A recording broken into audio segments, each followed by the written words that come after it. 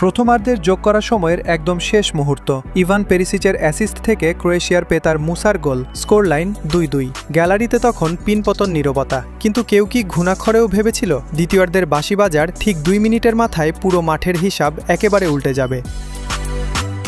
শুরু থেকেই এই ম্যাচটা ছিল নার্ভের চূড়ান্ত পরীক্ষা। মাত্র ৯ মিনিটের মাথায় বড় একটা ধাক্কা। বক্সে ননি মাদুয়েকেকে ফাউল করে বসেন লুকা মদ্রিচের মতো অভিজ্ঞ প্লেয়ার। ভিআর সিদ্ধান্ত বহাল রাখল, পেনাল্টির বাঁশি বাজল। ১২ মিনিটে স্পট কিক থেকে হ্যারি কেইন একদম বটম রাইট কর্নারে বল পাঠিয়ে দিলেন, কিন্তু ক্রোয়েশিয়া তো সহজে ছাড়ার পাত্র নয়। ৩৬ মিনিটে পেতার সুচিচের পাস থেকে মার্টিন বাতুরিনার দূরপাল্লার শট টপ লেফট কর্নারে জড়িয়ে যায়। এরপর ডেকলান রাইসের ক্রস থেকে কেইনের দারুণ এক হেডার, আর প্রথমার্ধের শেষ মুহূর্তে মুসার সেই পাল্টাপাল্টি গোলে ২-২ সমতায় শেষ হয় প্রথম ৪৫ মিনিট।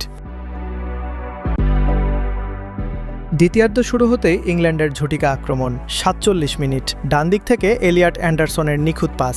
বক্সে বল পেলেন Jude Bellingham, right footed shot, ball সোজা বটম লেফট কর্নারে। লিড নিল ইংল্যান্ড। এরপর মাঠে শুরু হলো ডমিনিক লিভাকোভিচ বনাম ইংল্যান্ড অ্যাটাকের 1-on-1 লড়াই। ৫৬ মিনিটে যেন দেয়াল হয়ে দাঁড়ালেন ক্রোয়াট কিপার। ডেকলান রাইসের ক্রস থেকে নিকো ওরিলির হেডার, গর্ডনের ক্লোজ রেঞ্জ শট, আর কোনসার শট, পরপর তিনটে অবিশ্বাস্য সেভ। ৬২ মিনিটে মদ্রিচকে তুলে মাতেও কোভাচিচকে নামায় ক্রোয়েশিয়া। পাল্টা জবাব দেন ইংল্যান্ড কোচও। ৭২ মিনিটে একসাথে ৩ বদলি, রাশফোর্ড, সাকা আর রার্জার্স মাঠে এলেন। ক্রোয়েশিয়াও মরিয়া হয়ে ওঠে। ৭৭ মিনিটে ইগোর মাতানোভিচ, আর ঠিক তারপরেই মার্কো পাসালিচের ভয়ঙ্কর দুটো অন টার্গেট শট দারুণ দক্ষতায় রুখে দেন জর্ডান পিকফোর্ড।